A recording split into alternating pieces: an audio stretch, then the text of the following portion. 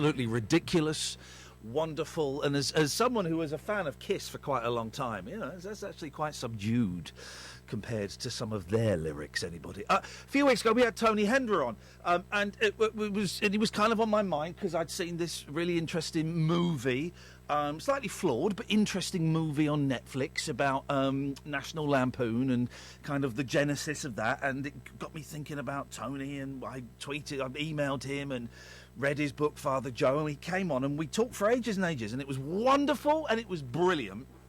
And then afterwards he said, that was great, we didn't really talk much about Spinal Tap or Spitting Image. I said, sir, come back again, let's spend an hour talking about those, because I could listen to him all night. Tony's on the line again. Hello, Tony. Hello. How are you? I'm good. You've come back for more. Yeah, I know. I haven't heard that song for a long time. It's really awful. I quite like it. Right, for those who don't know, Tony Hendra, satirist and writer and all kinds of things. But for the purpose of this, you played the manager in the movie Spinal Tap, which is one of the funniest films of all time. I agree with that. It's great. And I played, this character's name was Ian Faith. Ian Faith. That was it. Right. And how? Right. Oh, let's go to the beginning. There. How did? Because you knew Christopher Guest from. I keep wanting to say Spitting Image from National Lampoon. How did you get involved with the movie, and what was kind of the genesis of the movie? Well, I mean, if I want to blow my own trumpet a bit, I would say that the genesis, the ultimate genesis, the baseball of super energy that was the Big Bang. Yes. Was actually this show that Christopher was in, that I produced for the Lampoon, called Lemmings. Yeah. And I don't know if we talked about Lemmings last time. I've got a very we did. We did. Yeah. Yeah. So, but one of the Lemmings was basically a full-scale takeoff of Woodstock, for those who've never heard of it, and I'm sure many people haven't. Which we did at the Lampoon, and was an off-Broadway hit, and it was the first time that I produced it and sort of directed it and sort of co-wrote it and stuff. And the three main people in it were Christopher Guest, Chevy Chase, and John Belushi.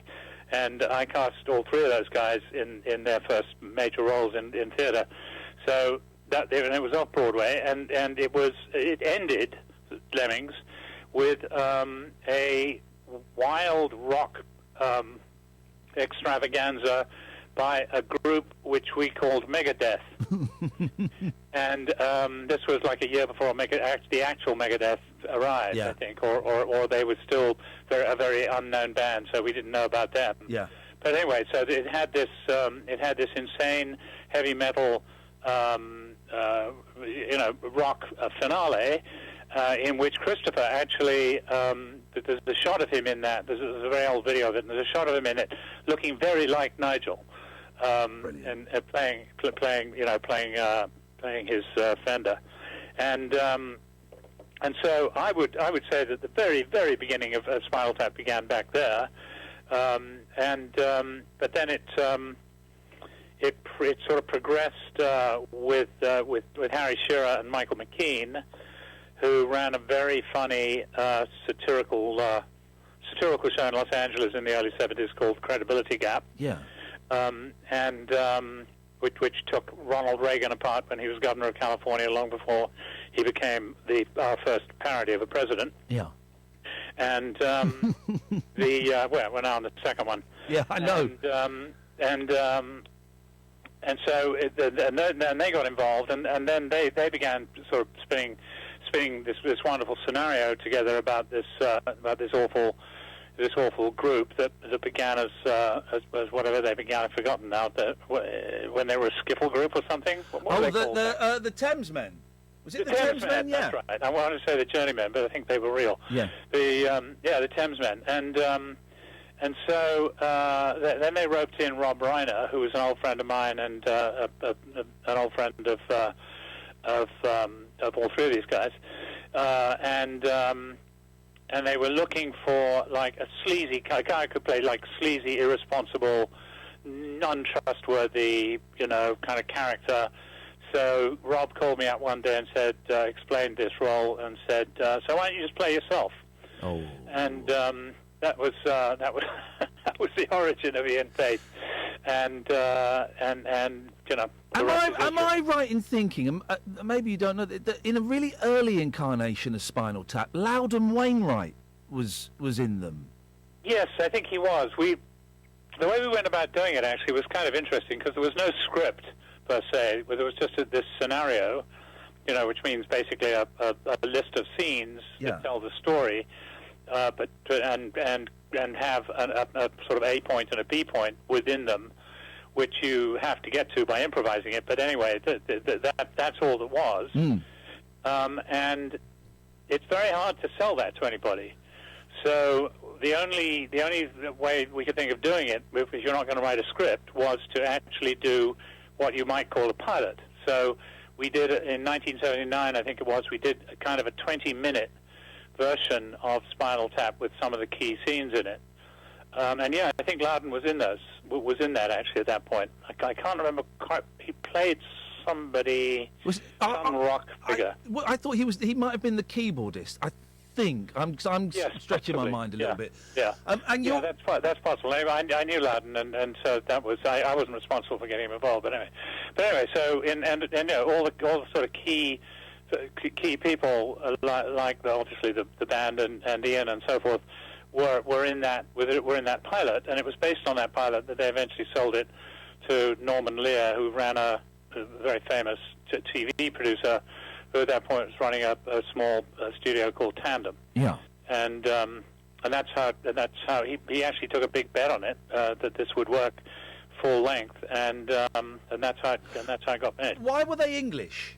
Because it's a stroke of genius, and when I first saw it when I was, I guess, 13, 14 years old, I thought they were English actors, and, you know, it was a few years later, I found out they were Americans, because, you know, American people can't do British accents, but those guys pulled it off perfectly. Yeah, well, I think Chris obviously is half British, so, and he was also a brilliant voice guy anyway, so he could do practically any accent you wanted him to do. He may have coached them. I don't know the secret tale behind that. Yeah. But he may have coached the other two.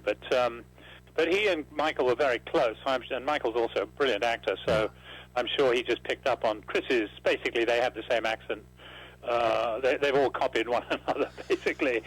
So, and it's all the same accent. So, but it's very convincing, I must say. Oh, it's spot on. I think the perception was that the truly ridiculous sort of heavy metal bands were British, which I'm not sure is fair. But it would make it much funnier if they were these dumb Brits. And how was it? How was it improvised? Because obviously, I mean, it couldn't all been improvised in front of camera. Well, there must have been rehearsals and things beforehand to kind of get a sense of the characters and a sense of where it was going to go. No, actually not. Really? We didn't rehearse anything. No. Wow. And I mean, we all knew very well what the scene said. Yeah. What the given scene said, and where you had to go in it. Like, you know, I don't know, the scene, you know, when they're launching the album, and I have my scene with Bobby Fleckman. You know, I know that she's going to dump all over the album and hate the cover and that kind of stuff, but because that's all in the scenario. But actually getting from A to B in that scene was up to us, and so we that was all improvised, and that was basically the way the film was shot. We had a wonderful cameraman who was a documentary filmmaker. Yeah, you can tell. Yeah. And he had a slave camera that he was always around, and somehow he had this really great instinct for, like, sort of anticipating some great moment, you know, and just throwing his camera on it just at the right moment. Peter something. He was really brilliant. But anyway, so no, it was improvised from one end to the other, one end to the other, and I think that's how Larry David, of course, does Curb Your Enthusiasm. You know, it's the actors have, you know, they know the start of the scene and they know where they need to get to, and then you just kind of he turns on the. How did you find that? Because in one sense that's incredibly freeing, But in another sense, did you feel a pressure to be funny? What, you mean that Larry David copied us? Well, I think he might have done. Well, loads of people. Ricky Gervais copied you afterwards. Steal from the best is my motto. Steal from the best. Yeah, everyone copied you after. Ricky Gervais, loads of people copied you after that. Yeah, it is true. It's true. So, but now I've dumped on your question. I'm sorry. No. Well, did you feel a pressure to be funny? You know, and did you kind of start off going in there cracking gags, and someone and you know, you're taken to one side going, hey, no, just play it straight. How did you do it? No, well, no. I mean, I think I was terrified because I'd never done any improvisation at all. And in fact, I a couple of times when people had asked me to do improvisation, I said, I can't do that. I mean, when I went to Second City one night, or rather, I went to Second City one night, and they said, come up on the stage and improvise with us. And I said, I can't. I wouldn't. No, I can't. I mean, my eyes were bleeding, and it was I was terrified. Yeah. But the funny thing is that, and if you sort of prepare things, it always shows somehow. Right. And especially if it's a joke. Like there's one moment in it, for example, when Billy Crystal, who I think was probably just as scared about improvising as I was, because he's a comedian. He's in a very careful performer. Yeah. But he had this line where he, remember he's doing the mime waiters at that same scene. Mime is money. Serving. Yeah. And he had this line, remember, mime is money. And I always thought that stuck out. I mean, it's a clever line, but I always thought it stuck out as kind of a, no, I don't think anyone would have come up with that if they were improvising. Yeah. And it's, anyway, so it's, so really what we did was we got into the scene, and then, just these hilarious characters, and responding to them, that all produced the comedy. I mean, it was the chemistry of the characters, really, that did it. I mean, I remember when the thing in Boston is cancelled. Yeah. And they just looked so sort of dumb and like, Ian, tell us what's happening, And it just came into my mind that I had to lie really well. Yeah. Yes. And so they would go to sleep happy. Sort of Auntie Ian kind of attitude. And that's where I came up with the line, I wouldn't worry, Boston isn't a big college town. Yeah. And it just came out. It just came out. It came out of the situation. It wasn't a prepared line or anything like that. Okay, things like the cricket bat then. How did the cricket, the wonderful, your prop as a manager, how did that come about? Well, actually, I added the cricket bat as far as I recall. I think I had the cricket bat as early as the pilot. Right. I brought it to the shoot, and I basically told Rob I thought it would look. There was some guy who had a baseball bat or something. I don't know if it's one of the awful English guys like Arden or those people. Yeah, Don Arden, wasn't it? I think was he had a baseball bat or arm bar or something. He was the guy that hung someone out of a window by their feet, allegedly. Yeah, right. Robert Stigwood, I think it was. Right. Well, right. Yeah. Manager of the Bee Gees. And tried shake the money out of his pockets. But it's But anyway, somebody had some kind of implement with which they intimidated people. So I showed up at the shoot with a cricket bat, and I thought that would be. We just put it on the desk and not mention it at all, and and eventually get to it, and then I'd explain what it was for. And there were actually a lot of times that I used it in the shoot. Which didn't make it to the movie. I threatened people with it, hit things with it, broke up dressing rooms with it, and all kinds of stuff. And the only one that got through was the one where I'm throttling the student guy. Part of the genius of the film, and I think part of the genius of any film, and it always gets overlooked, is the editing. The editing, I think, because you can have shot some of the most amazing stuff in the world, but it's the editing that I think the magic kind of gets sprayed on it. And of course, there is, and I had it on VHS, on 3 VHS tapes years ago. There is a sort of 6.5 hour uncut, or very rough edit version that has been going around. Did you see that 6.5 hour version of it? Actually, no.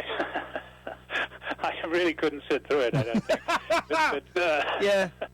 It's a bit ropey. But I've heard about it, and yeah, I mean, they took when they did the director's cut in whenever it was, the late 90s. They included a number of things from that, including the shot where I throttle the kid, because that wasn't in the original. Yeah. I mean, I think there were 400,000 feet of film that Rob shot. And it wasn't that we did a lot of takes of things; it's just that there were an awful lot of scenes, and you know, they couldn't sort of throw anything away because they didn't know what was on it. But I would be very surprised. I think it was Harry Shearer said there's probably another. Somebody did. Maybe it wasn't Harry because he wasn't happy with the movie. He's never happy with anything. Oh. But one of the cast said there's probably another. Maybe it was Rob who said there's probably another movie in there. Yeah. It's still the same movie, but it would be from a different perspective. Why was Harry not happy with the movie? And that's interesting you say that, because I know that Derek Smalls is doing the rounds, doing interviews at the moment. Not Harry. Derek Smalls is being put up for interviews because I think he's got an album. I'm well aware of that. I'm well aware of that. But he didn't like the movie. Well, Harry's sort of a perfectionist. I mean, he has this radio show with he's got every single up to the date piece of equipment. I mean, he's one of those kind of tape heads that is just he's very meticulous, and I don't think I think he thought he could have done a better job than Rob. Right. Okay. But because it was Rob's first movie, so what does he know, really? And of course, Rob did an absolutely brilliant job of pulling that story together. But I know about that Derek Smalls thing. Actually, when Derek Smalls announced that, he said that he looks back fondly on everything about Spinal Tap except Iain. Oh, fantastic! I'll ask him about that. And so I've actually. I think I told you on the first time around that I've actually kept Iain alive, and Iain is now actually Surrey, and he lives in Tonga. And what's Iain doing these days? Well, he's doing a lot of things, but I'm actually what I did was I did on my own radio show, the Final Edition Radio Hour. I did an interview about the heinous crime of Derek Smalls throwing shade at Iain, to whom the band owes its colossal success, and so anyway, I did a little interview with Iain, which then becomes a whole Iain story about what he's been doing since Tap. I'll send it to you. Maybe you'd like to listen. Yeah, I would love to listen. We will play a bit of it. Yeah. Someone on Twitter, Kyra, is saying on Twitter, I was listening to a podcast last week when Daryl Hall from Hall & Oates said Tony gave him the cricket bat from Spinal Tap. Did you give the cricket bat to Daryl Hall from Hall & Oates? Yes. Did you? I gave it to him for Christmas. How fantastic I gave it to him for his birthday. Excuse me. Yeah. Isn't that beautiful? Look at that. I was expecting that to be complete bullshine from someone on Twitter, as you often get. But what a lovely little... No, not at all. I was very lucky to run into Daryl last year. Yeah. In Charleston, South Carolina, actually, where he lives. Yeah. And we hit it off, and he said he was a huge Tap fan, and we sat down in his very sort of mansion-like apartment, and watched Spinal Tap. And, wow! Together, which was just fantastic. It was, what's Daryl Hall's favourite bit from Spinal Tap? Well, he's got a lot of them. I mean, everyone loves Stonehenge, but I don't know. I think he likes the backstage stuff. Right. That he finds really funny. The favourite scene for me is the Good Evening Cleveland, where they're lost and they can't find the stage, and it just goes on a little bit too long. It's so delicious. I mean, it's beautiful. Yeah.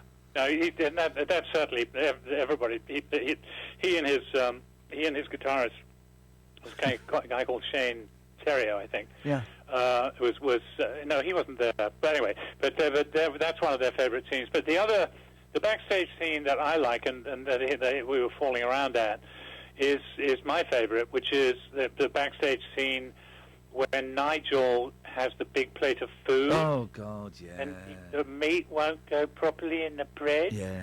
And I want bigger bread. And, you know, it's like, I think that's my favourite Iain scene. Iain is, he's like really, really being very careful with this moron and his bread and his bits of meat. But he knows that his moron is his ticket. Yeah. So he's got to make sure this moron isn't upset or won't go on stage or something. It's like you're looking after kids. At his finest. It's like you're looking after toddlers, and you play it beautifully. That thing, you know, that your job is to basically wipe their asses because they are so thick they can't do it themselves. Change their diapers, exactly. Yeah. Were you? How long were you filming for? And how long were you filming for first? Because I imagine it was quite an involved filming process. Yeah, it wasn't. It was actually quite a short shoot. I think it was about 4 weeks. And there was a lot of preparation for it in terms of, you know, setting up various scenes, you know, like that had to be set up, like the Graceland scene, or, you know, those kind of scenes. But the basic shoot was quite swift. There was some pickup stuff later, but it was all very compressed. And which was good. A slow burner when it was released. Were you guys? What were you expecting? And you know, and compared to what it got in terms of reception, were you disappointed? Well, you honestly, Iain, you know, I mean, I would have said if you were interviewing me, like, you know, right now, I mean, it's about to come out, I would have said we really did this for ourselves. Yeah. I mean, it was just huge fun, and obviously, which shows. Yeah. But there was also the timing of it. I think was impeccable in the sense that it was a moment, you know, right at the turn of the 80s, when this wonderful music, you know, that we'd all been in love with at one point, and we actually thought might change the world, stupidly. Yeah. But had been exploited and corrupted and you know, sort of enlarged way beyond its capacity to please, and just the whole thing had kind of turned to shit, you know. And in different ways, everybody in that movie felt the same way. And so the satire, I think, is not just of the music, the satire of the industry, and including me, but also, you know, Artie Pupkin and all the other sort of creeps and sleazebags that turned rock into the mess that it became. Yeah. It was just the perfect moment to put that together, and it all came out. I mean, it all came out of us sort of spontaneously. This sort of disappointment, in a way, that we turned into sort of satirical parody. I'm not sure whether it's parody or satire, but it doesn't really matter. I think that's. I mean, I'm getting a bit serious about it, but I mean, I think that's actually why it was so satisfying. And if it had never gone anywhere, I would be just as proud of it. And I can't think of any. What was it? 82 that it came out, something like that. 82, 83. It came out. We shot it in 82, and it came out in 84. It took that long to edit. And I can't think of any other movies from 84 that we're still talking about. You know, I'm sure there are. If I googled it, I could find a couple. But you know, it still looks modern. It still looks fresh. Whereas a lot of mid 80s comedies look absolutely terrible now. You know, they date awfully. And it's still funny. You know, every gag still hits the mark, even, you know, 34 years later on, which is incredible. Yeah. Well, I can't say I'm not going to contradict you. No. Don't expect me to contradict you. No. Iain, listen. Iain, I'm doing it now. Look. If only. Tony, stay there. We're going to take a break, then we'll come back. And okay. I want to talk about Spinal Tap. I also want to talk about your radio show podcast thing that you do. Okay. So stay there for a little bit. Tony Hendra, live on the phone. live from New York City. I'm Iain Lee. This is the late night alternative on Talk Radio. Talk Radio, digital debate for the UK. Talk Radio. We'll get you talking. Poonam runs Holy Cow Home, an interiors store that sells unique handmade and fair trade furnishings. When I first started my business, it was key for me to be able to take payments in different forms, and that's where Sage came along and helped me put something together. Accounting, payroll and payments. Sage Business Cloud takes care of it all. Get started today and see what Sage can do for you. With Sage, it's easy to take payments both in my store and online. Visit sage.com/get started. Be Sage. Build on. The family member who was concerned. The neighbour who felt uneasy. The teacher who was worried. The coach who noticed at practice. And you. It's up to all of us to keep children safe. If you think a child may be at risk, report it to your local council, who can provide the support a child may need. If you think it, report it. Visit gov.uk/tackle child abuse to find out how. And together, we can tackle child abuse. Don't be down. See, things are looking up. There's an upbeat upside to 2018 already. Just step up to the Renault Upgrade event. Upgrade your old car and get up to an additional £2,000 towards a Renault Kadjar, all-new Koleos or new Captur. It's up to you. Just order your upgrade by the 31st of March 2018. Visit renault.co.uk/upgrade to find out more. Vehicles must be registered by the 31st of March 2018, subject to status, T's and C's apply, 18+. Retail customers only, participating dealers only. I start with an O. I end with a Y. I'm the second biggest preventable cause of cancer. What am I?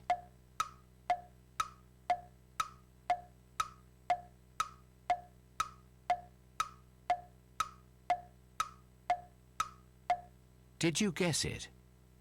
The biggest preventable cause of cancer after smoking is obesity.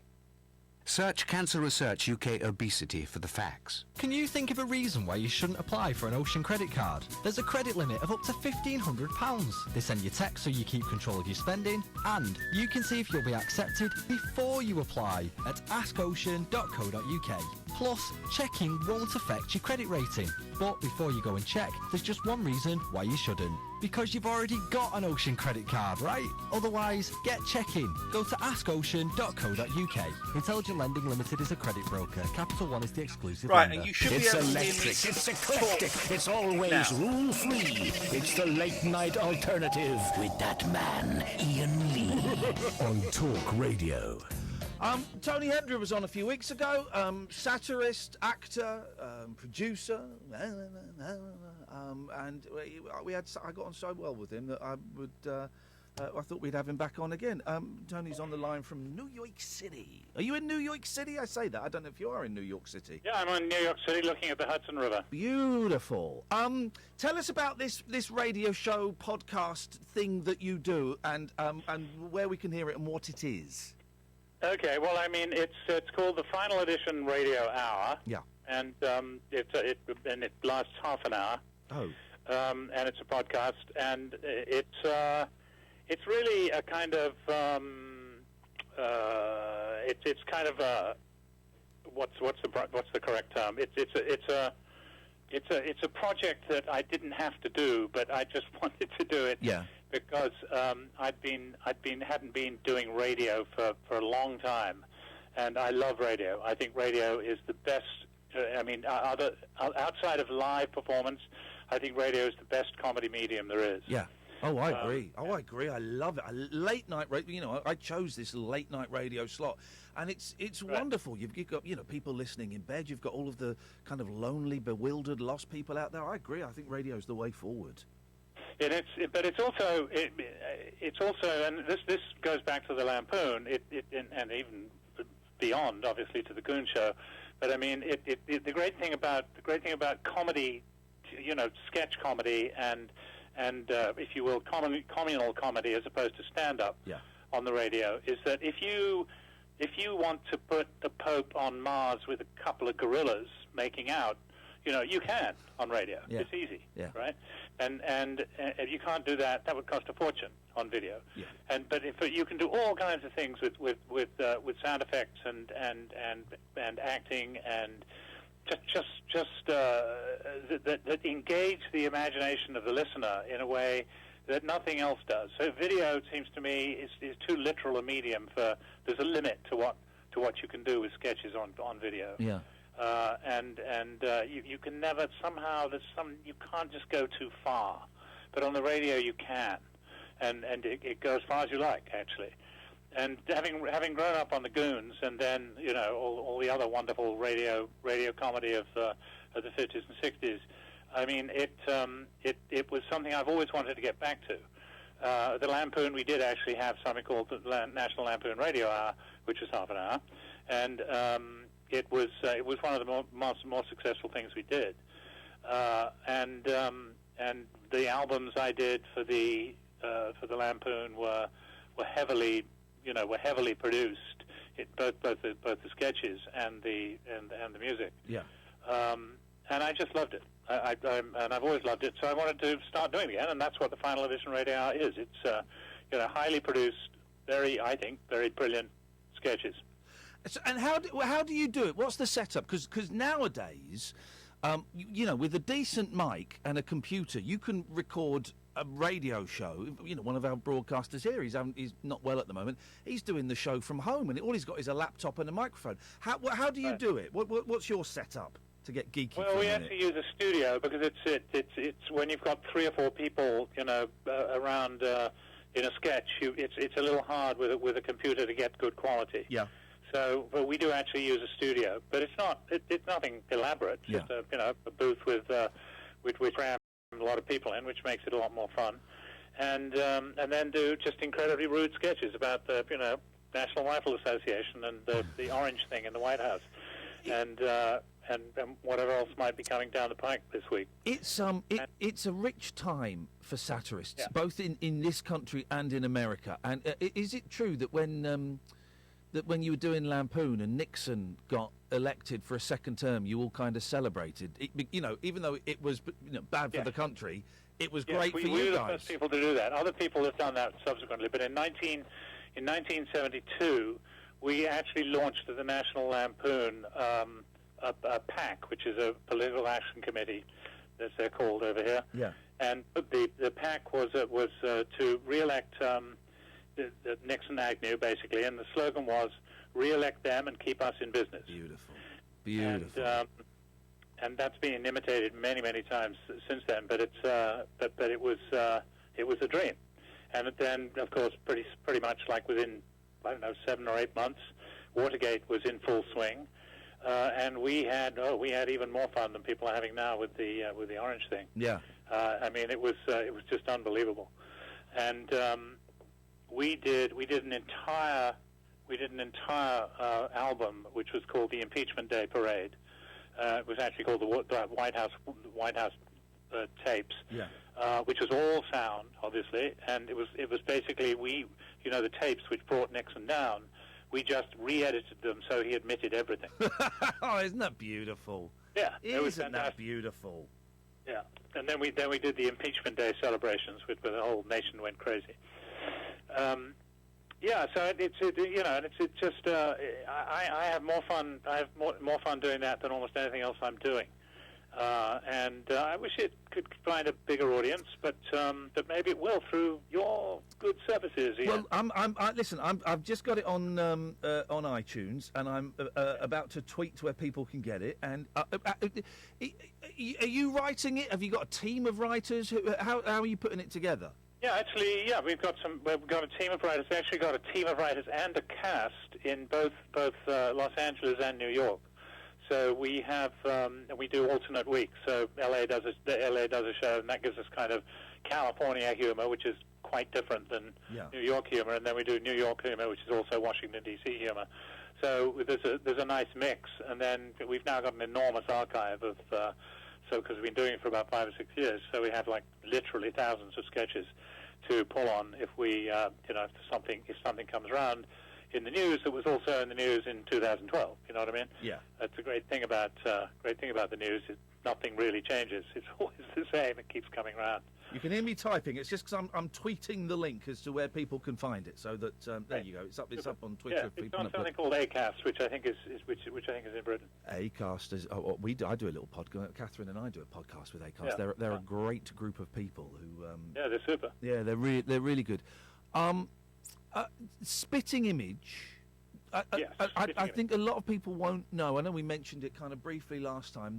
That Spitting Image, it was your idea. Well, it wasn't my idea. It wasn't just my idea, but I mean, I was in on the sort of beginning of it. I can't remember what I told you last time, but. Neither can the listeners. They're all pissed and stoned. So even if we repeat stories, it doesn't matter. Those guys don't That's care. Right. They won't remember. No. No, it's the actual.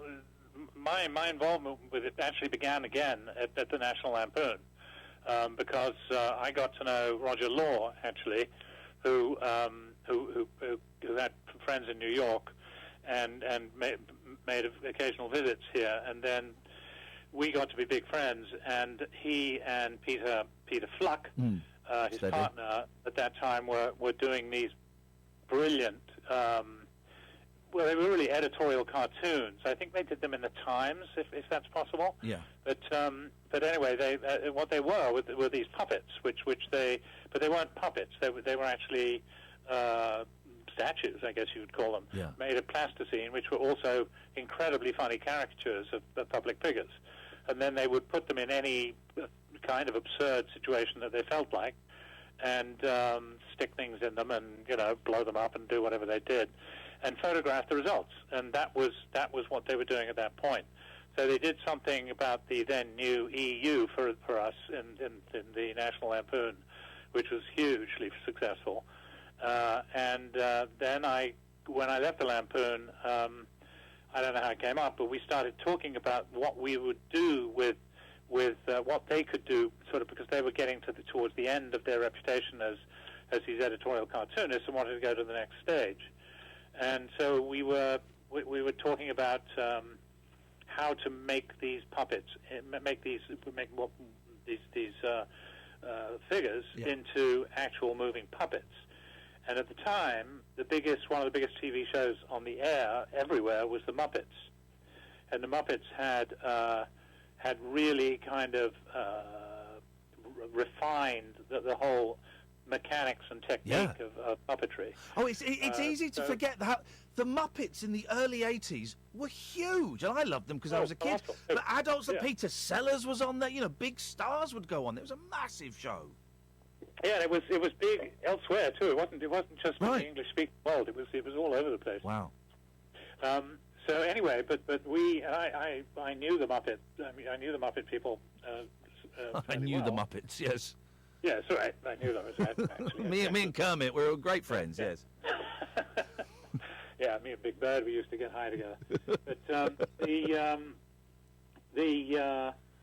so it was a natural, it's a natural kind of thing to start thinking about doing these, because the Muppets were huge. They weren't like little puppets. They were like 3/4 size humans. Right. Okay. A lot of them, and so we had kind of a model to work from. The trick really was to make these caricatures, these brilliant caricatures, still recognizable, but also make them talk, because obviously the Muppets just have mouths that you basically, it's like a glove puppet, right? Yeah. Just back and forth. Then you can screw it up, but you can't do much with it. But we had to do, I don't know, Thatcher, I mean, obviously. And Thatcher had a mouth like a snake crawling down a drain. So I mean, how do you do that with a puppet and also make it actually talk?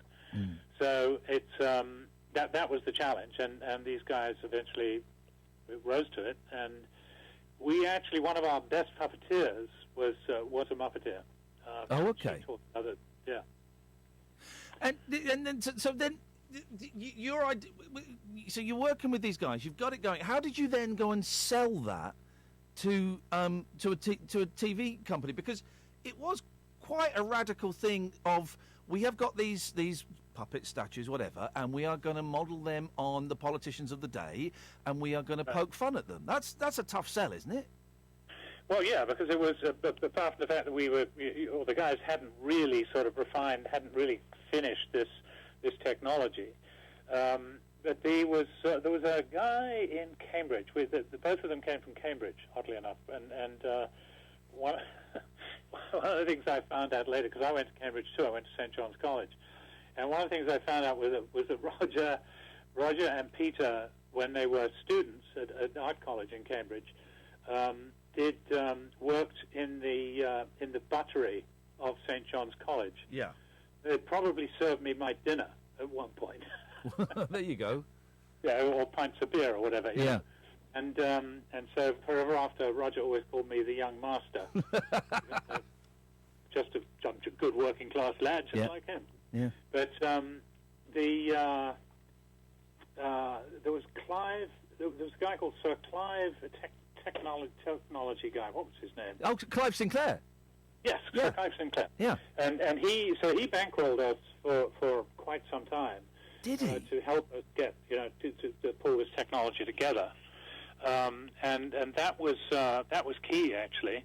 And then we sort of hooked up with John Lloyd, who I knew slightly. Very famous comedy producer, of course, who I guess around that time, had he done Not the 9 O'Clock News at that point? He was coming off 9 o'clock, right. Not the 9 O'Clock News, and I think was beginning to put Blackadder together. Right. Okay. But he was still doing. When I met him, I think he was maybe on his last season with Not the 9 O'Clock News. Yeah. And I had done a very famous parody with many other people in the late 70s called Not the New York Times. Oh. And which was all kinds of literary people. The Times went on strike, so we put out an issue of the New York Times, which was a straight-ahead parody. And did he nick the title from you for Not the 9 O'Clock News? The first thing he said when he sat down to dinner with me was, "I have to confess that I stole not from you." Oh, well done him for owning up in the shifty world of TV when ideas are getting nicked all the time. Well done him for putting his hand up. Absolutely, I gave him absolution right away. Good for you. Well done. And but once he got involved, then it gave it a credibility which we hadn't really had before. And by now, we had enough sort of puppets that we could actually work the puppets to propose doing a pilot. So we went to Central Television, Birmingham, and because nobody in the BBC would touch it, because of the sort of savagery of these caricatures, and the fact that there was a new administration in charge who was going to look very poorly on anything like this. Yeah. So nobody would touch it in London. But so we went to Central, and Central actually, to their credit, were very receptive of it and paid for us to do a pilot. And we did a very funny pilot, I think. A lot of which didn't. There was one we wanted to demonstrate what the puppets could do. So there was one sketch in the pilot where there's all these Japanese businessmen sitting around a sushi table, eating sushi, and for some reason they all have to commit suicide. So they all committed suicide by, committing whatever it's called, where you cut Harry-Carry. Harry-Carry, yeah. And so that was great. Great sausages of intestines coming out and flying around. Great, really Grand Guignol stuff. Yeah. So they bought it. And the rest is history. But you didn't stick around for that long. Is it? Am I right? Because you wanted it to be more satirical and poking fun at the establishment, and John Lloyd was more interested in sort of poking fun at celebrities, which is a very different thing altogether, isn't it? Yeah, I probably think that's a little bit unfair to John. Okay. I mean, I think it was more a question of style. I mean, there were other issues, but the main thing was that John and I didn't really agree about the I wanted it to be really hardline satire because I hated Thatcher and I hated Reagan for that matter, and they seemed like these phenomena on both sides of the Atlantic had the same cruel policies and blah blah blah. They needed really hard satire. Yeah. So I think I wanted to actually, what I thought the show should be a series of little kind of sitcoms, little mini sitcoms that would run every week, and which we would get to know the characters in, and go back to. So there was one where all of the old prime ministers were in retirement at a place called Exchequers. Brilliant. And all the Douglas Hume and all the guys from and Wilson and so forth were all these doddering old fools in an old folks' home, and it was just a lot of fun to have these puppets sort of yelling at each other and spilling things on themselves. Yeah. And then there was the one I think I told you about last time, which was about number 9 Downing Street. Yeah, where it was Hitler living next door. Hitler living next door to Maggie Thatcher and giving her advice about how to deal with the Union. Yeah. An iron fist. You need an iron fist, my little she-wolf. That actually got on the air, I think, and was greeted with enormous amount of condemnation. Beautiful. So there was stuff like that, and then there was one where the Queen met Maggie every week and really hated her because she was a grocer's daughter and all that stuff. Anyway, so it was stuff like that, which I thought were very funny, and actually were very funny, and the puppetry was brilliant. But John wanted to do a more kind of, I call it laugh-in. I'm not sure that means very much to an English audience, but it means... Yeah, no, they repeated Laugh-In on Channel 4 in the 80s and 90s. Here Come the Judge, Here Come the Judge, all that stuff. Exactly, the little short, sharp jokes. He was much more interested in that stuff. And the other thing with John was that he had been sort of through the wars about satire, so and that wasn't something I really quite appreciated, that the BBC had dealt with satire from the earliest days of from Beyond the Fringe and the Frost Report. That was. Yeah. So they had a long history of dealing with how to get satire on the air without losing their license, and that wasn't the case in the States. So I was coming to this a little bit kind of the rabid bomb thrower, and I appreciated later that probably wasn't going to be ever, even at Central, which was very socialist-minded, that wasn't going to happen. But the real politics, the sort of destructive politics, were behind the scenes and much more corporate and destructive and ugly. And Tony, we've got about 2 minutes left. I just wondered what your thought, because the Spitting Image was huge, and it went on for years and years. Probably went on maybe a couple of years too long, but it became massive. I just wondered what you thought of it when it became the chicken song and it became this kind of huge institution. If you ever saw it in that period, and what you thought of it was. Well, I thought, I was disappointed. I didn't follow it very much. There was there were two things that really got to me. One was that they tried to do a US version, and that was supposed to be the thing I was going to do once we set it up in England, to do a US version. And they had no clue about US politics, so they just made a complete mess of it. It was like it wasn't funny at all, and blah blah blah.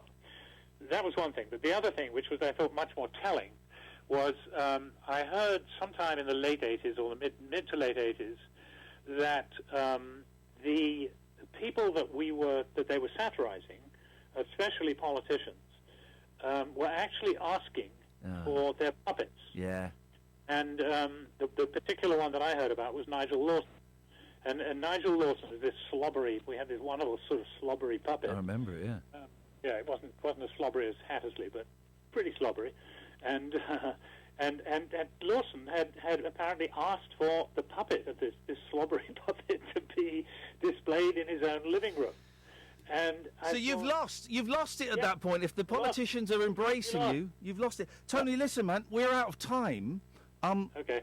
But you're welcome. Honestly, if you want to come back in another few weeks, I could listen to you all night. Honestly. Okay. The podcast, or the final edition radio hour, which you can get on iTunes and Acast and all your usual stuff, at Tony Hendra on Twitter. Tony, it's so nice to talk to you, man. Thank you so much.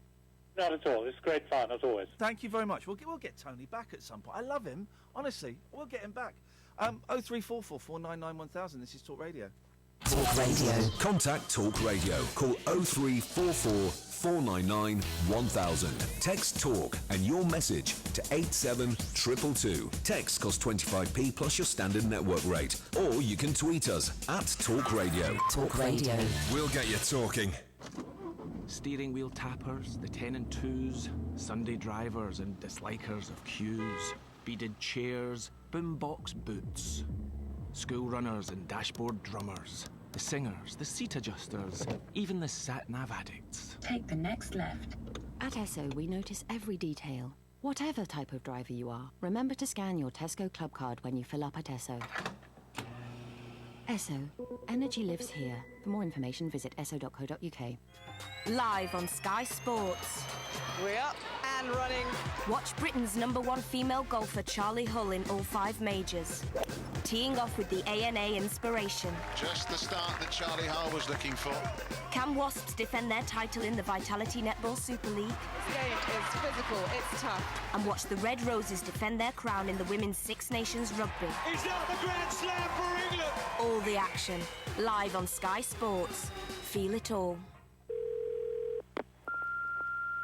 Question number 41 for the Army. No, of course not. Women do not have to shave their heads in the Army. Although, you're not the first person to ask, let me tell you. Honestly, we don't, unless that's your thing. I'm pretty sure the guys in my platoon didn't really notice I was a girl, and that was the same for all of us. Long hair or not, it's nothing like being a woman on Civvy Street. The Army is recruiting now. To have your questions answered and find where you belong, search Army Jobs. We got it at Selco.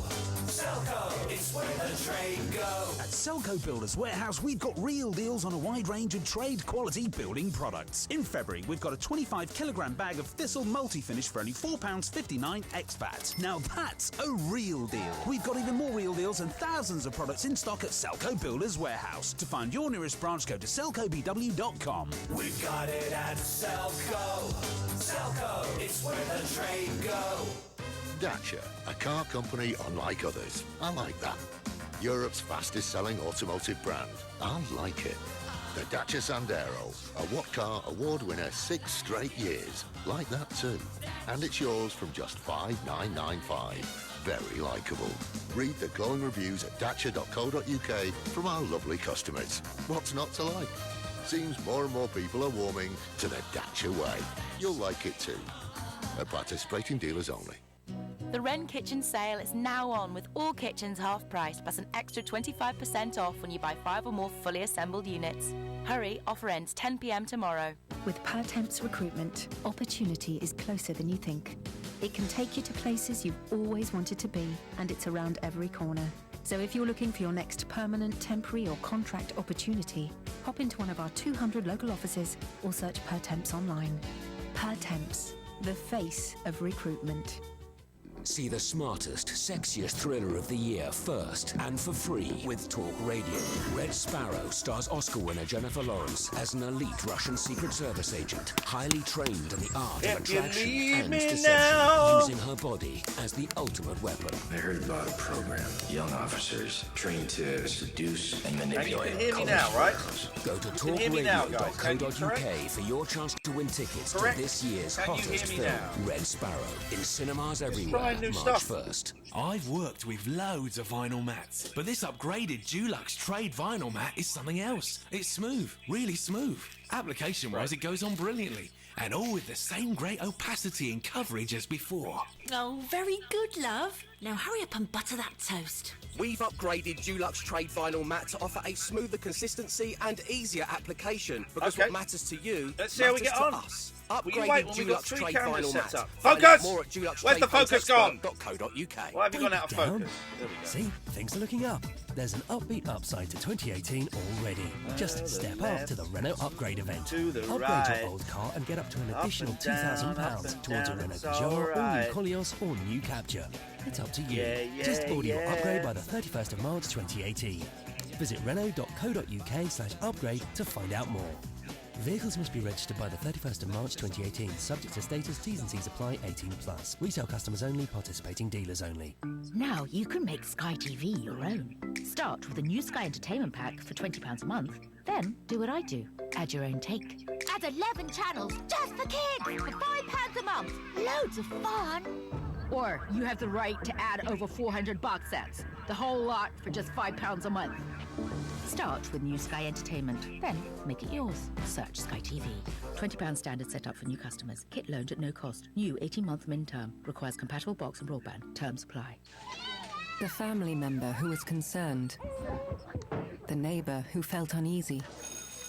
The teacher who was worried. The coach who noticed at practice. They can hear us, by the way. So And just, you. Watch It's up to all of us to keep children safe. If you think a child may be at risk, report it to your local council, who can provide the support a child may need. If you think it, report it. Visit gov.uk/tackle child abuse to find out how. And together, we can tackle child abuse. Across the UK, online and on DAB. Talk Radio, on the hour news headlines. From the Sky News Centre at midnight, a leaked letter from the Foreign Secretary to the Prime Minister suggesting there could be a hard border between Northern Ireland and the Republic after Brexit is raising concerns. The Democratic Unionists who prop up Theresa May's government are opposed to the idea, as are Sinn Féin and the Irish government. Boris Johnson thinks the main aims for ministers should be to stop it becoming a significantly harder barrier. Our political editor Faisal Islam's seen the letter and says he seems to play down the impact it could have. He goes on, even if a hard border is reintroduced, we would expect to see 95% plus of goods passing the border without checks. Northern England and Scotland are expected to bear the brunt of the wintry conditions later. Temperatures could fall to -9 degrees Celsius in some parts of the UK overnight, and weather warnings are in place. Further travel problems are expected after a day of disruption on the roads and railway network. Some flights had to be cancelled too. Melanie Lawley from Liverpool John Lennon Airport says this sort of cold is unusual. We plan as best that we can, and we've had planning meetings going on for months preparing for this. But when the time comes to it, we've just need to look at the resources that we've got and use them in the most appropriate manner. Sunday's explosion at a shop in Leicester killed a mother and 2 of her sons. Mary Regubar was living in the flat above with teenagers Shane and Sean. Lewis Gilbert, who directed dozens of movies, including 3 James Bond thrillers, has died at the age of 97. He was in charge of You Only Live Twice, The Spy Who Loved Me and Moonraker. In football, Swansea's into the FA Cup quarter-finals after a 2-0 win over Sheffield Wednesday in their 5th round replay. Meanwhile, Rangers thrashed St Johnstone 4-1 in the Scottish Premiership. Hearts stay 5th and a place above Kilmarnock after the sides drew 1-1 at Tynecastle. That's the latest. I'm Annie Joyce. The Late Night Alternative with Iain Lee on Talk Radio. We have ways of making you talk. Telephone number. You thought she was dead. Some hoped. Yeah, there we go. Catherine Boyle is in the studio. We're going Yes. to take calls straight to air for the last hour of the show before Paul Ross comes on at 1 o'clock. That's what we're going to do, guys. 0344 499 1000 is the telephone number. It's call straight to air. Call straight to air. Now, here's something I've been meaning to say since I got back from Australia. Maybe I've said it, I don't know. But Toff, who won I'm a Celebrity, has friends that work in Pret, or she worked in Pret, or something, and she told me something about Pret. Have I told you this? That makes sense with something that's happened to me twice in Pret, and I keep forgetting to do it. Do you remember I'd said that that twice I'd been in Pret, and I'd ordered a sandwich and I love their cheese and pickle sandwich. They didn't have it today when I went in, and a drink. And twice, in the same week this was, a while ago, the person behind the counter said, "Oh, don't worry, sir, I'll give you this for free." Because I was asking about their names, because I think they have fake names in Pret. Anyway, twice the person said, don't worry, sir, you can have this for free. I was like, what? Weird. And then Toff told me something, and this is what we're all going to do tomorrow to try and bankrupt Pret. What she told me is that the staff in Pret, Pret-a-Manger, if you're wondering what I'm talking about, the staff in Pret are told that if someone orders their food and drink and is, is very, very friendly and in a good mood, you give them the food and drink for free. Well, so they didn't charge you anything at all? Twice. Wow. And this was a couple of years ago, so I was consigned to the garbage bin of showbiz history. So they didn't know who I was. And I sandwiched it, and twice they gave it to me free. And it happened in the space of a week or 2 weeks. And I remember being overly, very, very chatty in there. Hello, guys. How are you having a great... I do that sometimes. Not creepy. They're just trying to get you No, on. not creepy. But I'd ask them about that. Is it true that your names, that you have fake names in Pret? What's your real name? That's fantastic. And they gave me the... And it makes sense. So this is what we're all going to do tomorrow. Is we're going to go to Pret a Manger. And we're going to be overly... And you've all got to do this, because your homework tomorrow, Wednesday night, is to call in and tell me yay or nay. Did you get free food or did you not get free food?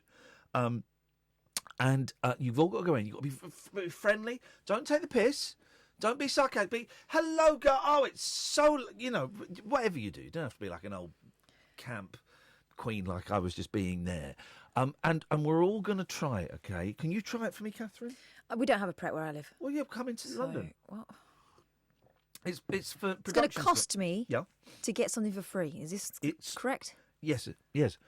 But then we got great content for the radio. So everybody has to try it tomorrow. I'm certainly going to try it. I'm in town tomorrow. at 4:30. Got a very important meeting that will lead to nothing.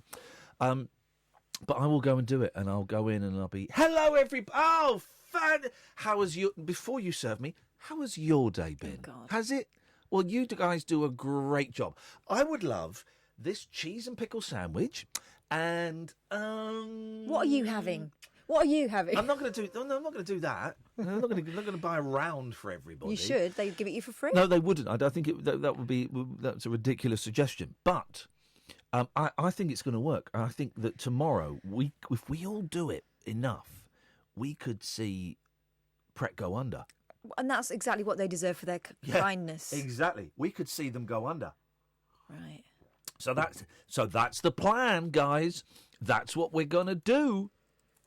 So we'll do that tomorrow, if I remember. I always forget. I mean, I've been wanting to talk about it for 4 months and I've forgotten. So there's been so much other stuff to talk about. Yeah, there hasn't though. Well, we don't really do Trump on this show, but this is the best Donald Trump story, man. I know it's a couple of days old, but the papers have just picked up on it. Oh, it's brilliant. I mean, whatever you think of the guy, this is, even if you think he's brilliant, this is the ultimate in bellendery. Donald Trump boasted he would personally have run into the Florida school shooting unarmed. Just think about that for a second. An unfit, forget everything else. An unfit 76-year-old, is he 76? Who's scared of slopes? He's scared of slopes, would have run into the school unarmed. And then there was a brilliant picture that someone posted of him holding an umbrella while his youngest son was getting wet. He won't even take a raindrop for his son. This is a great story. There's also that lovely gif of him in his office with the American eagle that time, and it flapped its wings and he nearly pooed his pants. So... Donald Trump boasted he would personally... Is there audio of this, or is it in a private thing? Oh, no, there is audio. I've heard it. Can you find me the audio?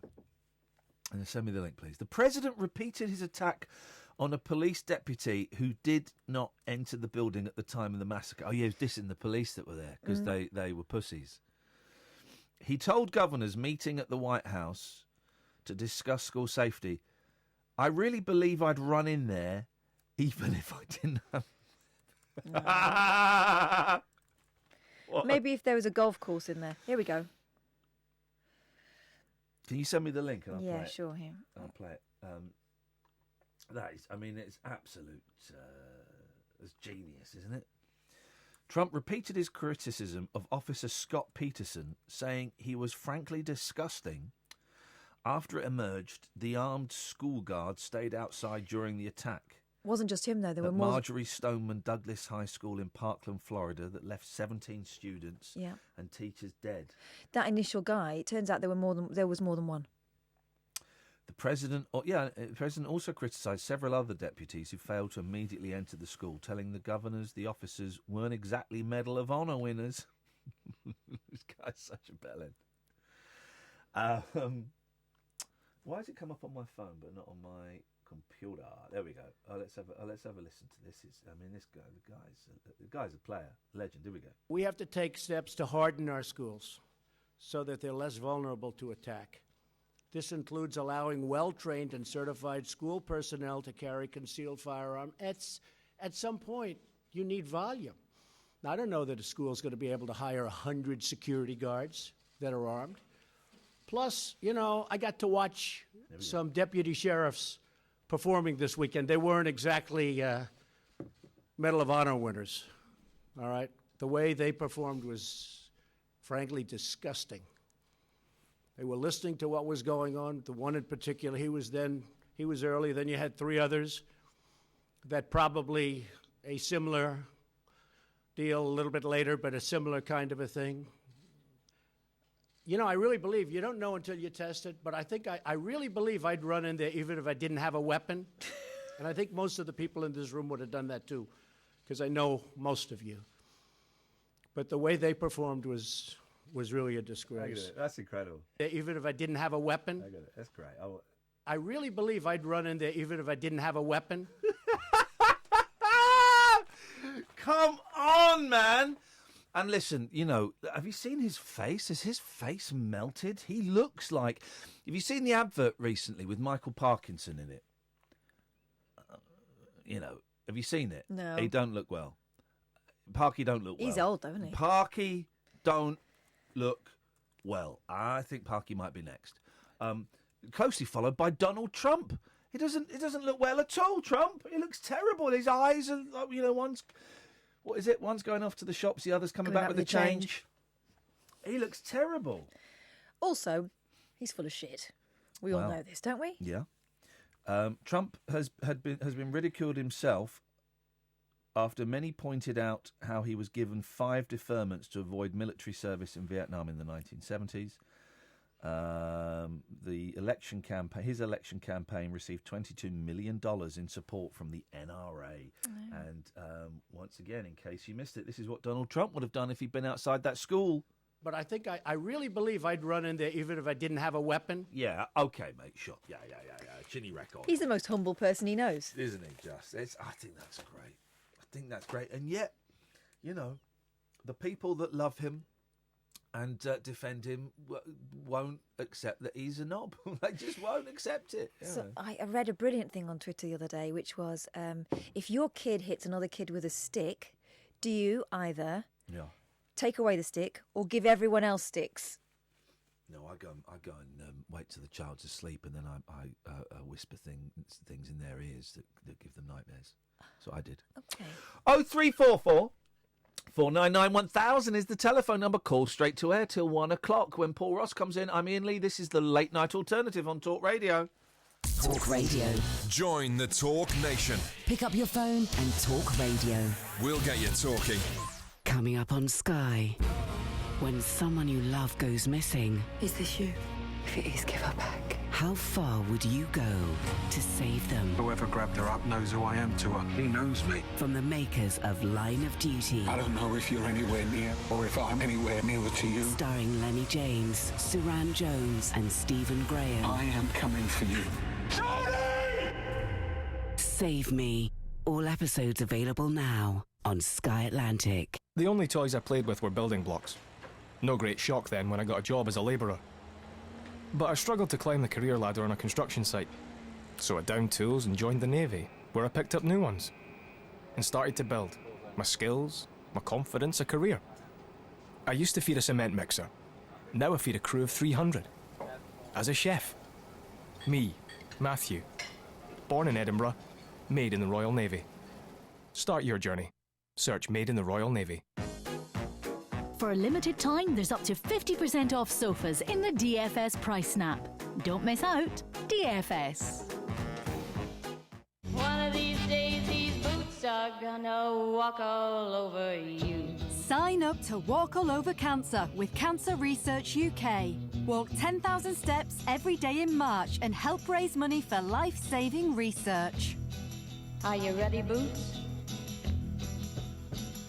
Start walking.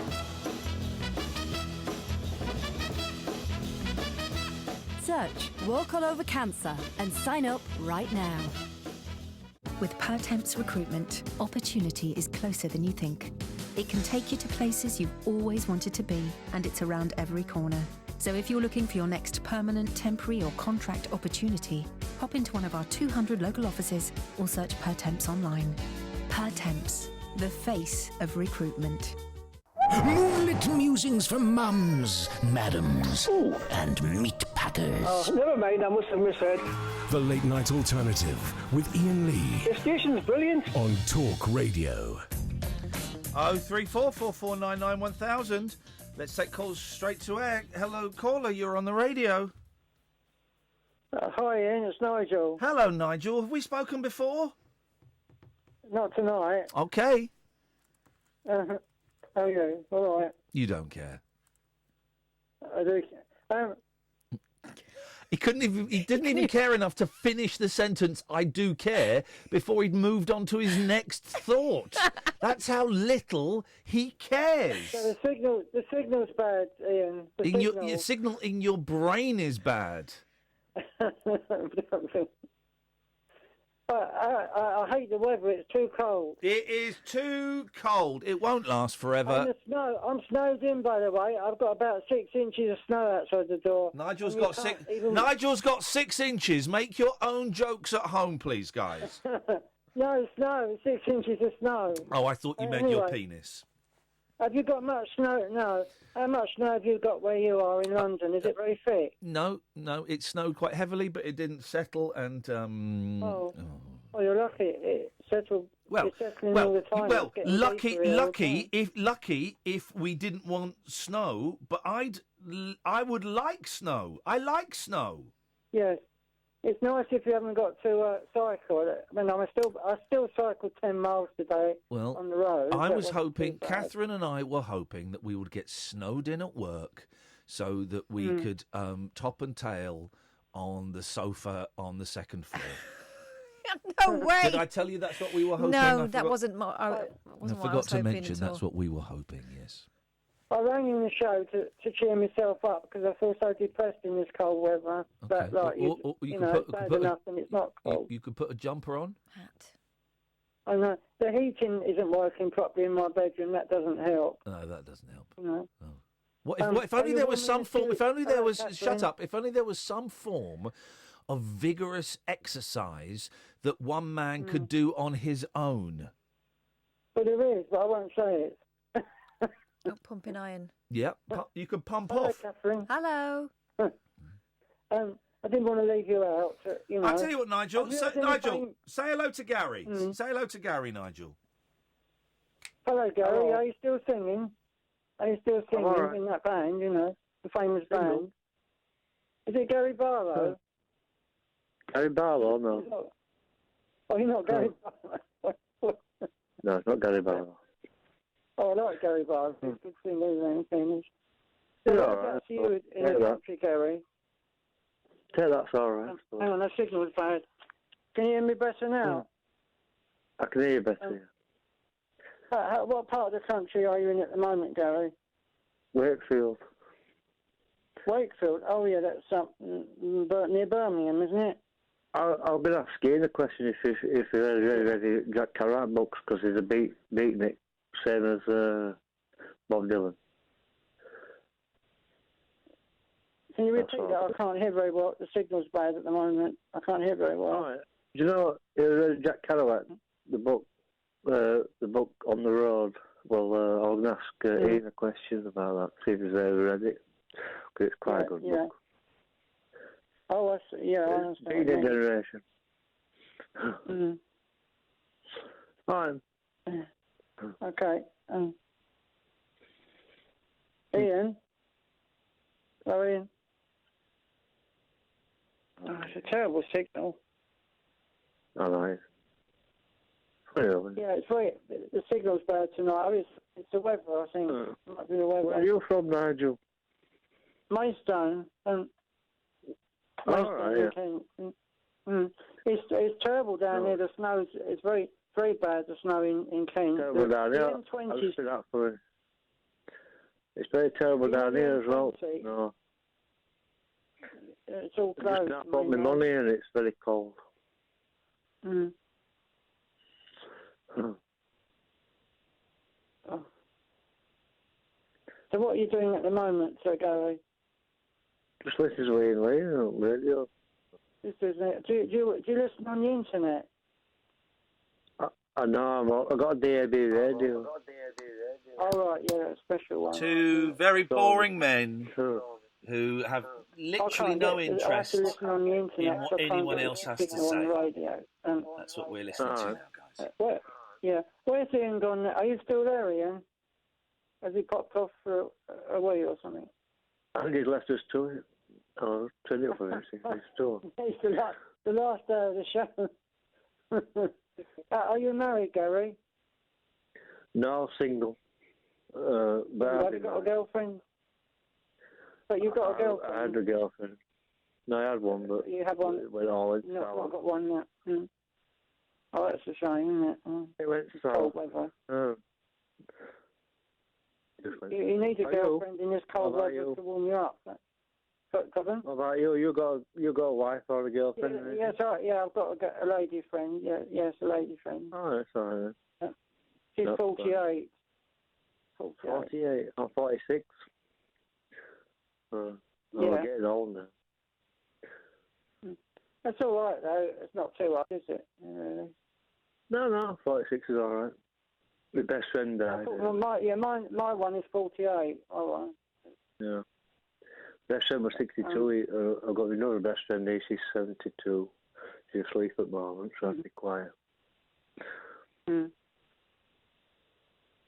Oh dear. I wanted to do a song for Ian in a minute, Gary. I do that. Yeah, you'll do that. I'm waiting for him to come back. I'll listen. Okay. Yeah. Oh yeah, okay. This is I was going to play a recording of a band in London that I played the drums with. Yeah, do you want to hear a bit? Yeah, I'll bung it on. I'll just play a little bit of this band. You should pick it up.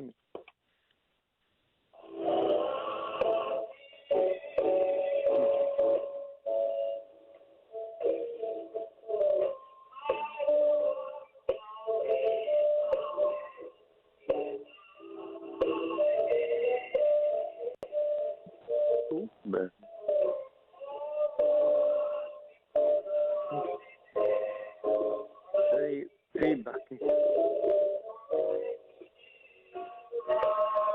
A lot of feedback on that.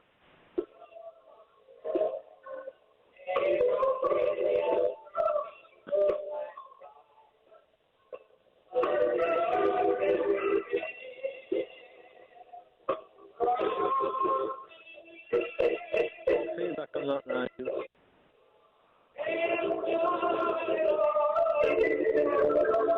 There you go. That. That's all right. Yeah. Bit of feedback on it. That's a band I played the drums with. Play the drums? Yeah, I played the drums with that band. Pardon? I can't play the instrument. I wish I could. Yeah. I wish I could play the instrument, but I can't. It would. I don't suppose you heard it very well because of the signal. The feedback and all that, yeah. But I listen to Beatles and I love album. What even I love album now? Yeah, I like the Beatles. Ages ago. I've got a love album. I've got all the Beatles albums. Brilliant. Do you play any instruments, Gary? I don't. I'm an artist. Oh, you're a drawer or an artist? Yeah. What do you paint? What sort of things do you paint? Dark stuff, like demons and all that. Oh yeah.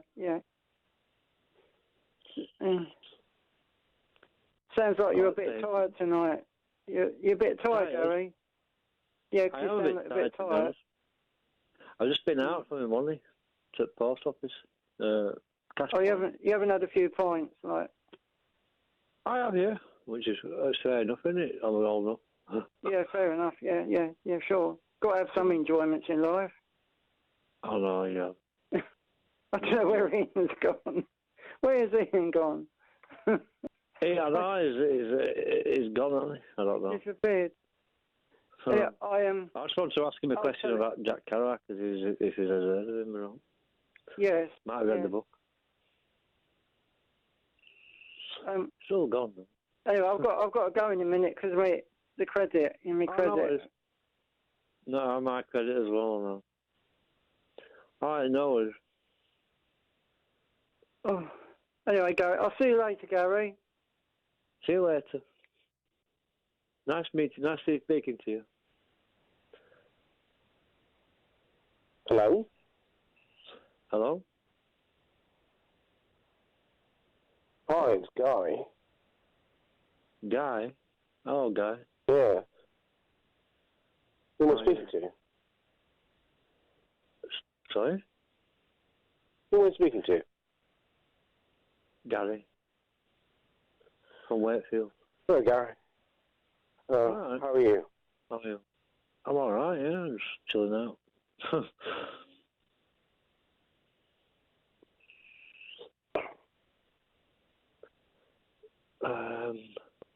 Are you always this interesting, Gary?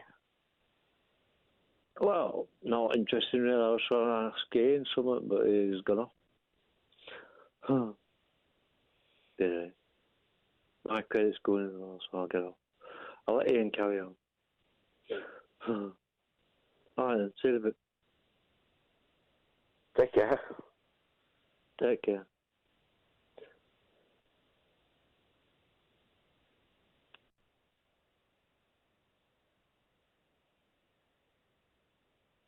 Well, that was interesting.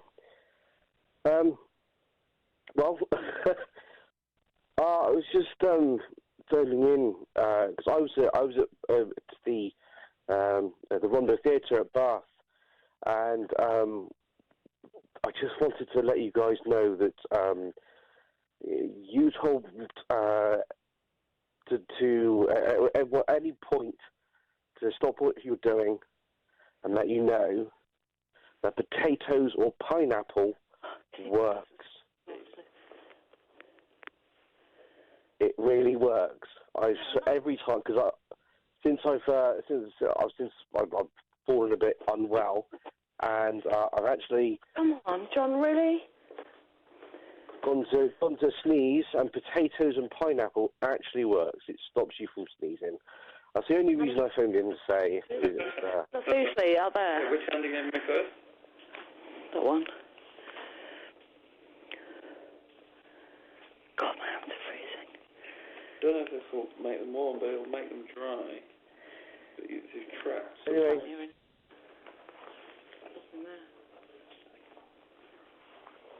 Anyway, that was it. That was the only reason I wanted to phone in to say, because it would be potatoes and pineapple actually works. Although, with a little bit of caution, I will say that be careful where you say it, because if you forget where you are and you just say it randomly, like I was in a queue today, I was just saying randomly out loud potatoes and pineapple, you do get a few odd, funny looks. But here you go. All right, good night, everyone.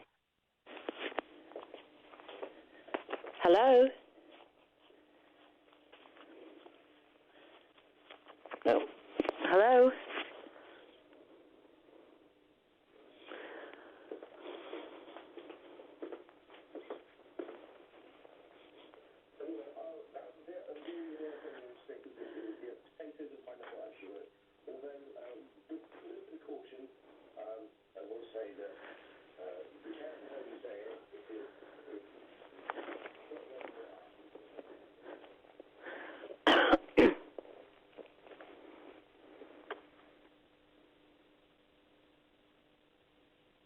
Hello?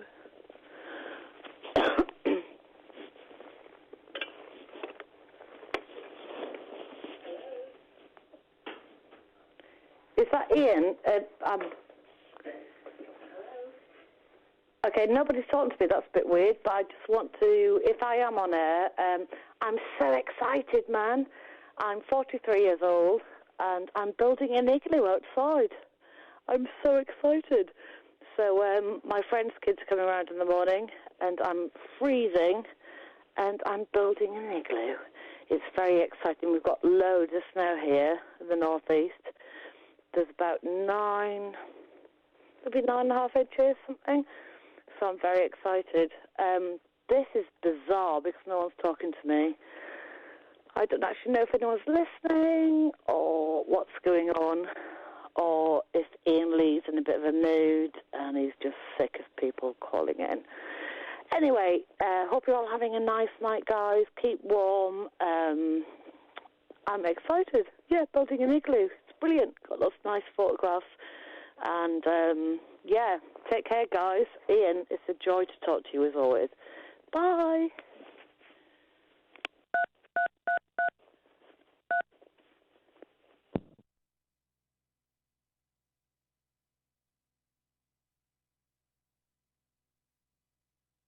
The voice of reason is on Talk Radio.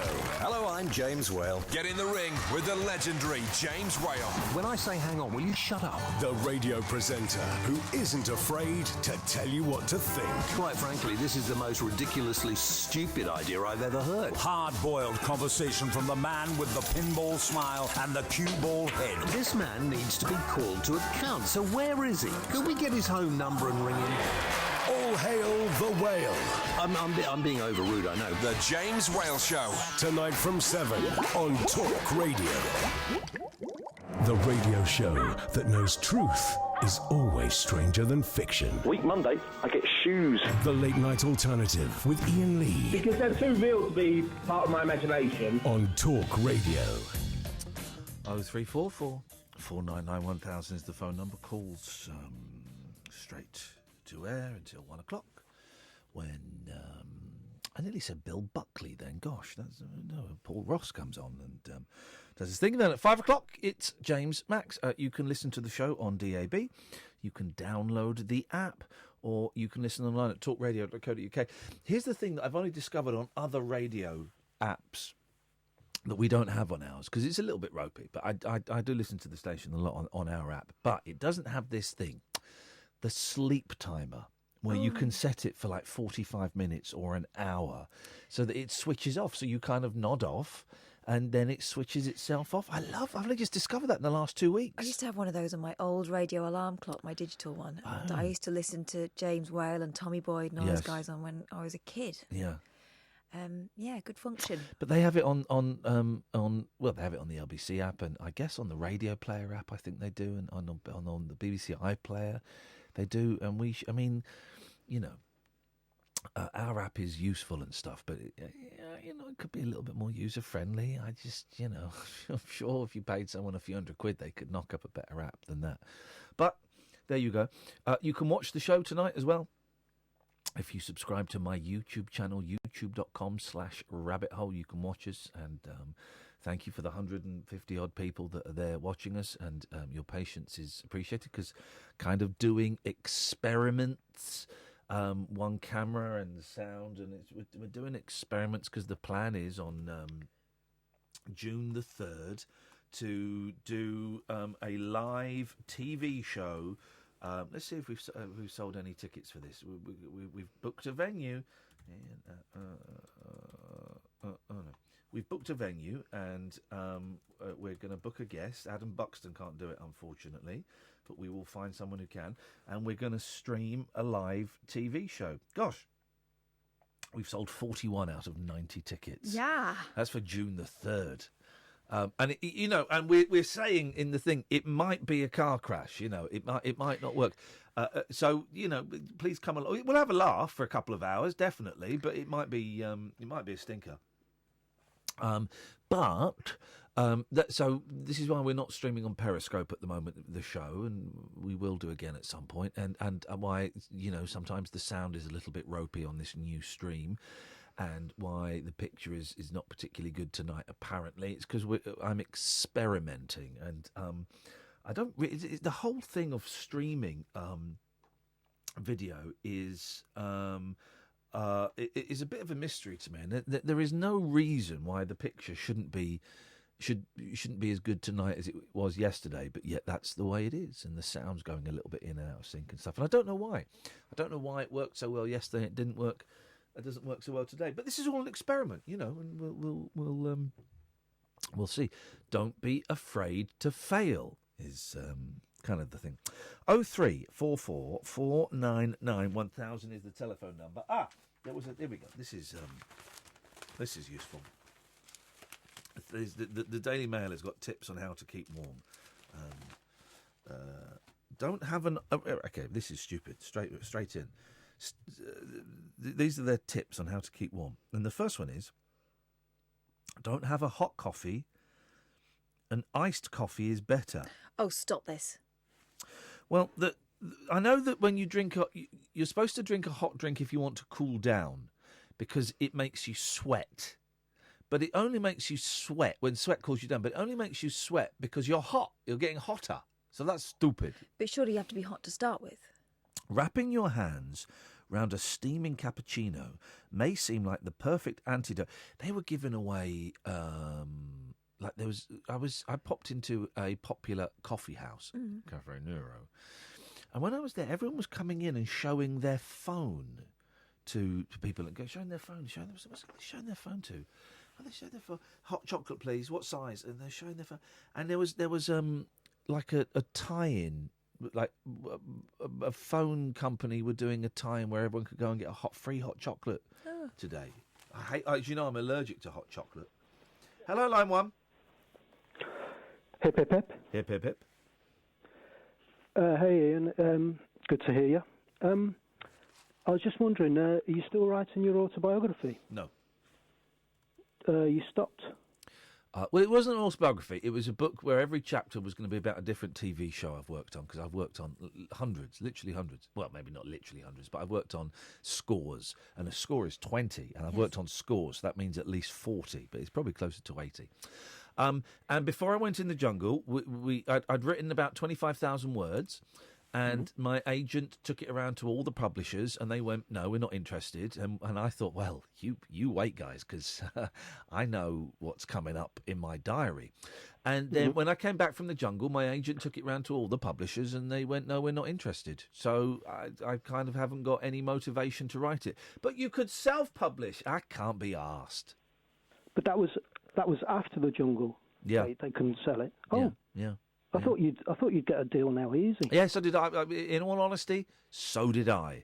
But yeah, no one's interested. See, I was really interested in hearing like your stuff about radio. You know, like the TV stuff. Well, that was going to be book 2, but it was going to be book 2. But if I can't even get book 1 out of the trap, and everyone's going, well, you should self-publish. You know, you use Create Space, and I can't be bothered. I don't want to do a vanity publishing. I know it's not vanity publishing now, but I just don't. It would feel a little bit cheap. It would feel a little bit cheap. Yeah, but you know, all your Twitter followers and that, you could probably just on the strength of your own publicity machine, you could probably sell a lot of copies. I would have thought. I don't think so. I could probably sell a couple of hundred copies, but that ain't a lot.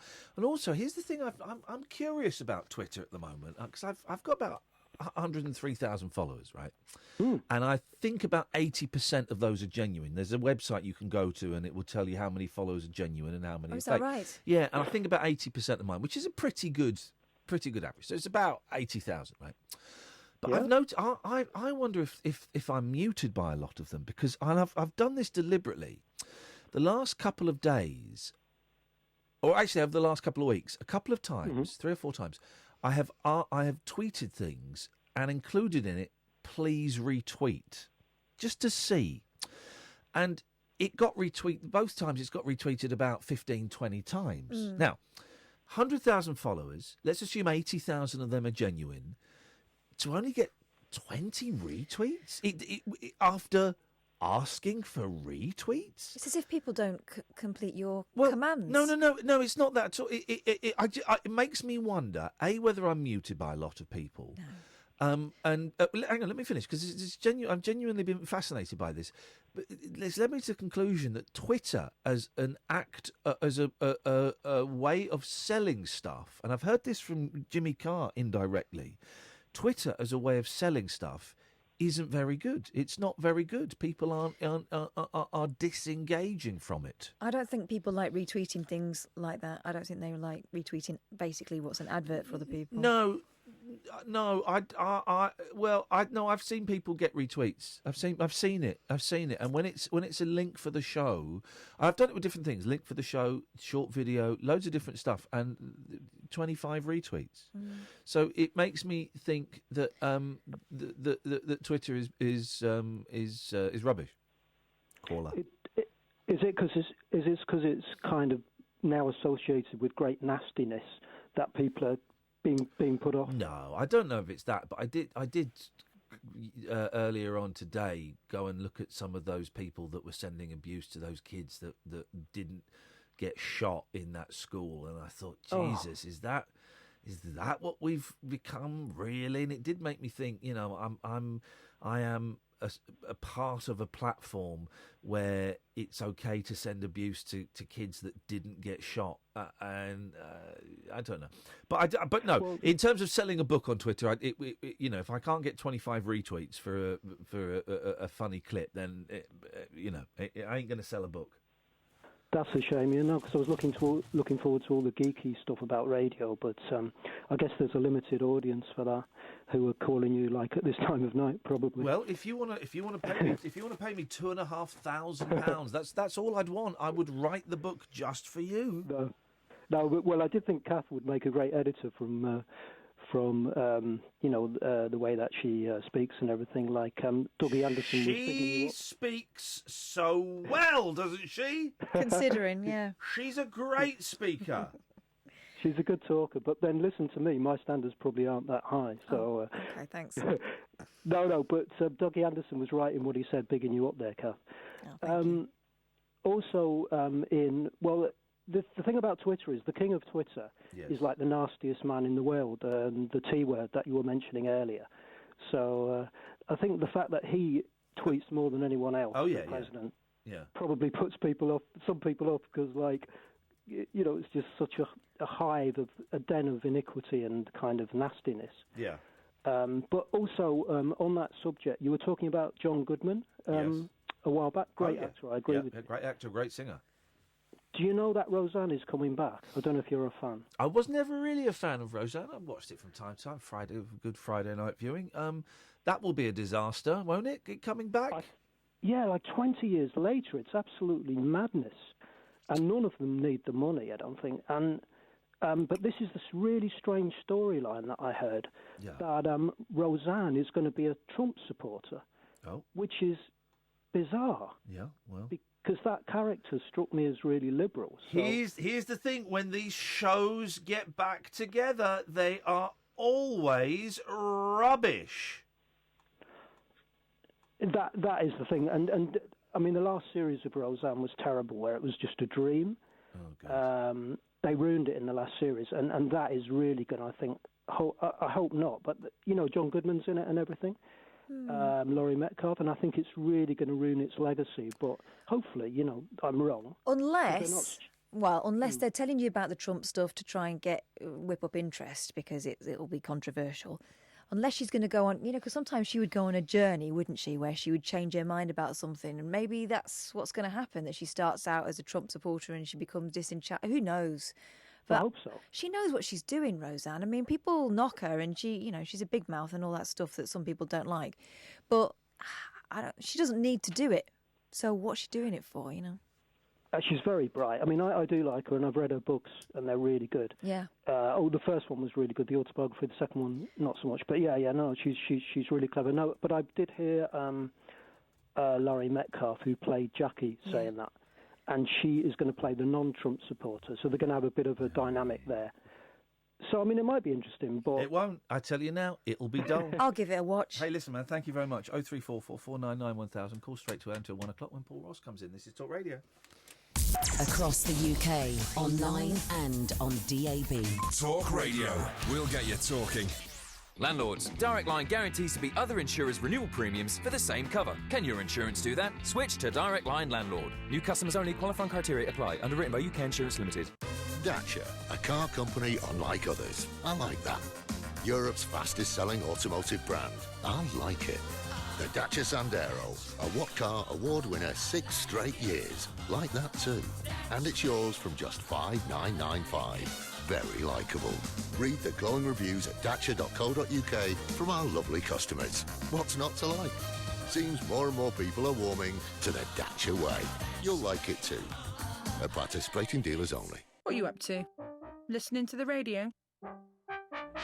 But are you going to bingo? Wait for a bus, but are you going to bingo? Go Blackpool, but are you going to bingo? Stand in a field, but are you going to bingo? All I want to know is, are you going to bingo? Little ducks, are you going to bingo? Legs 11, are you going to bingo? Two fat ladies, are you going to bingo? All I want to know is, are you going to bingo? Everyone's a winner with Sun Bingo. Spend £10 and get a guaranteed prize every day. 18 plus. T's and C's apply. Bonus prizes are non-withdrawable. Please gamble responsibly. I think the job of being a teacher is so rewarding in so many ways. The connection between you and the whole class, that's still unbeatable. When my pupils are successful, it feels incredible. I think the greatest thing for me is seeing the pupils that I teach love the subject as much as I do. I don't think there's any other job where you get the same satisfaction. That's why I chose to teach.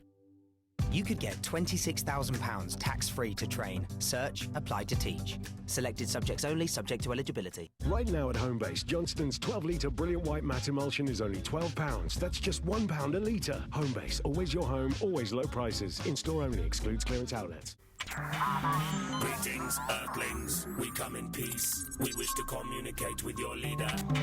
I'm Howard Hughes. Join me this Sunday night from 10 for a trip into the outer limits. Untwist the lid on Talk Radio's specimen jar of the psychic, the supernatural, and the simply unexplainable. The Unexplained with Howard Hughes. Sunday night from 10, Earth Time, on Talk Radio. Stimulating nightly emissions guaranteed to open your eyes and your mind. Oh my word. The Late Night Alternative with Iain Lee on Talk Radio. 0344 499 1000 is the telephone number. Call straight to air. We've got another 9 minutes of this rubbish. Then Paul Ross comes in at 1 o'clock, and then at 5 o'clock,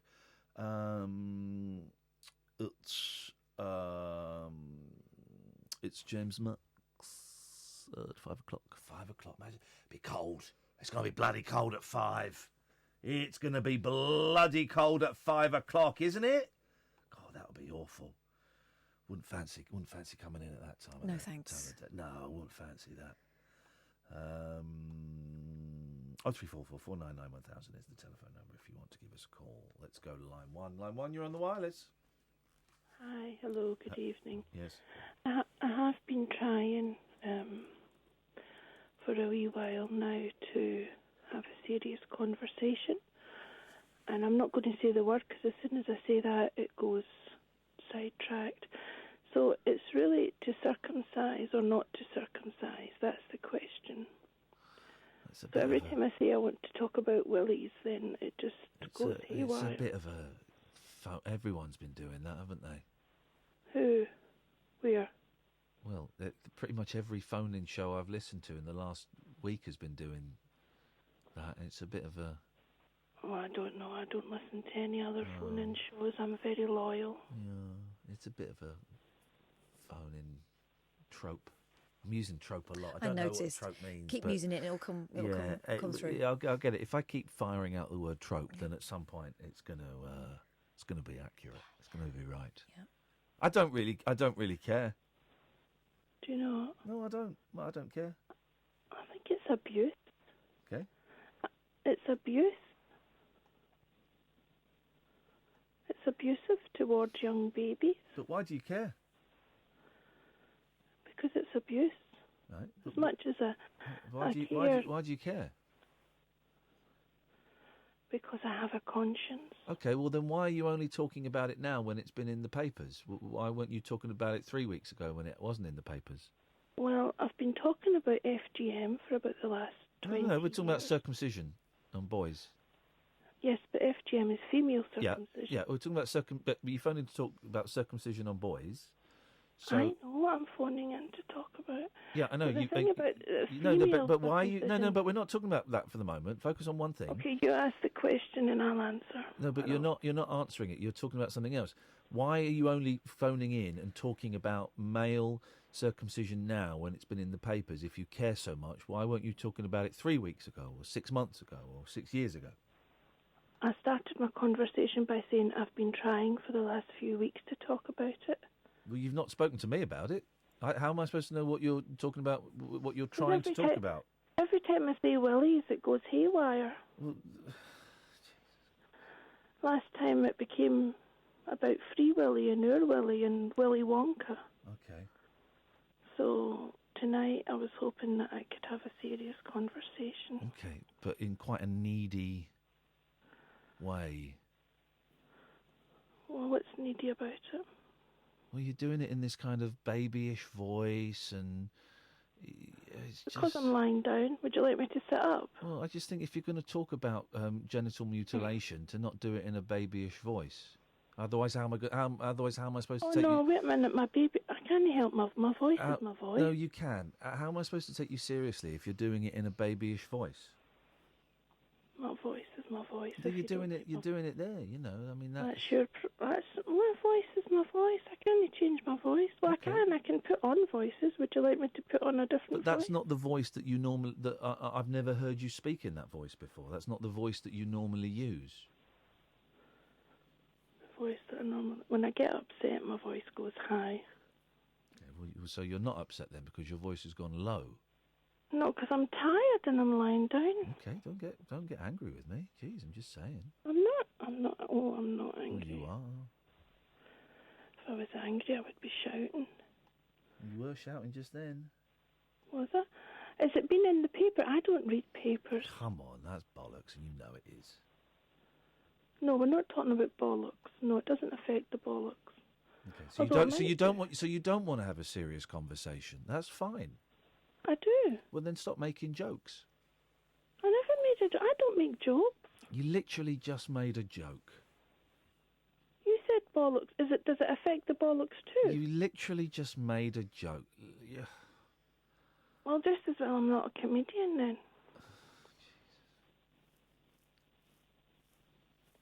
FGM. People are so anti-FGM, but they don't seem so bothered about, the wee baby boys. I have nothing to say about it. That's okay. You're entitled to not have an opinion. Okay, thank you. Bye. Thanks very much indeed. Cue passive-aggressive emails. Some people. Hey, Paul, no, you can't have that. Get your hand off my Game Boy. That's got a computer in it, so it plays PlayStation games. Huh? I'm not dumb. I'm not dumb. Well, I am dumb actually, but there you go. Yeah, I got from my friend Will. Gave me a Game Boy, old Game Boy that's got a Retro Pi computer in it, so it can play Atari, Nintendo, Spectrum. I was playing Manic Miner on there. Manic Miner on a Game Boy. Who'd have thought it? Who'd have thought it? Well, I feel we're coming towards the end of this show. I don't know. Is there anything in the papers that I want to do? Oh, I was doing the keep warm, wasn't I? That's what I was doing. This is important stuff. This is going to save lives. Where do you put your hot water bottle? Important question. Hug a hot water bottle between your thighs, according to gosh. Really? Yep. Isn't that a bit dangerous? Handed a hot water bottle, most people will hug it to their stomach and hope the warmth will spread throughout their body. But a much better way to... I'm doing it now, blimey. Here we go, it's a good one. Run a hairdryer over your sheets. Oh. Running a hairdryer over the inside of your bed sheets has the same effect as an electric blanket or a Dutch oven. Oh, my God. Takes the chill off the fabric. You could also put your pyjamas in the tumble dryer on a 10-minute cycle just before bed. Just put more clothes on. Move about. Wear white or slip into silver. They say there's no such thing as bad weather, just bad clothing. So winter-proofing your wardrobe is essential at this time of year. Too late, because it'll be spring in a week. That's what it'll be. It's a common misconception that black is best for winter. According to studies of bird plumage, white acts as a reflector, meaning it may actually be better at trapping natural body heat close to your skin. Yes, caller. Hi, Ed. It's CJ. Hello, CJ. Oh, gosh, that's not good. Sorry, sir. It's been a very, very, very long day.